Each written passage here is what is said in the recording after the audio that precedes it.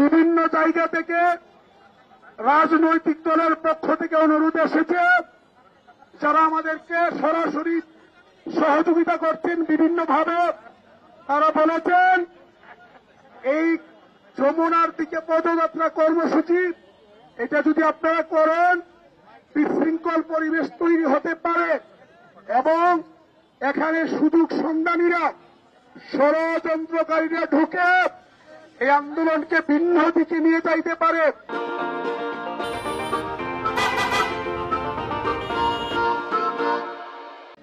ওনারা অনুরোধ করেছেন যে আপনারা এই কর্মসূচিটা আপাতত স্থগিত করেন।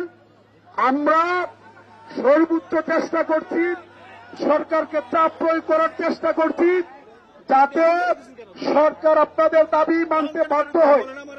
তাদের অনুরোধের প্রেক্ষিতে আমরা নেতৃবৃন্দ আলোচনা করে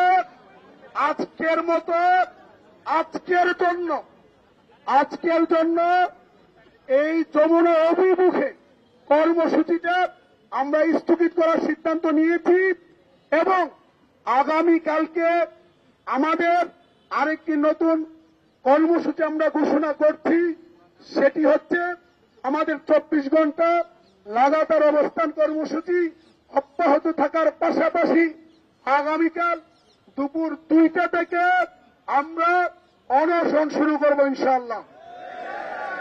এরপরেও যদি সরকারের বুঝোদায় না হয় আমরা আমরণ অনশনে যাব। এরপরেও যদি আমাদের প্রতি সরকারের কোনো দয়া না হয় আমরণ অনশন করতে করতে আমরা শিক্ষকরা এখানেই মৃত্যুবরণ করব। আমাদের লাশ, আমাদের দেহ এখান থেকে জীবিত যাবে না, আমাদের লাশ এখান থেকে যাবে, কিন্তু অধিকারের প্রশ্নে কোনো আপোষ আমরা করব না। ভাইরা আমার, আপনাদেরকে ধৈর্য ধারণ করে সুশৃঙ্খলভাবে আন্দোলন চালিয়ে যাওয়ার জন্য অনুরোধ করে আজকের মতো আমাদের প্রতিষ্ঠান শুক্র সমিতি তো আমাদের এমনি বন্ধ, কিন্তু রবিবার থেকে লাগাতার কর্মবিরতি, পরীক্ষা সব বন্ধ থাকে। রবিবার থেকে কর্মবিরতি আর শুক্র শনি এমনি বন্ধ।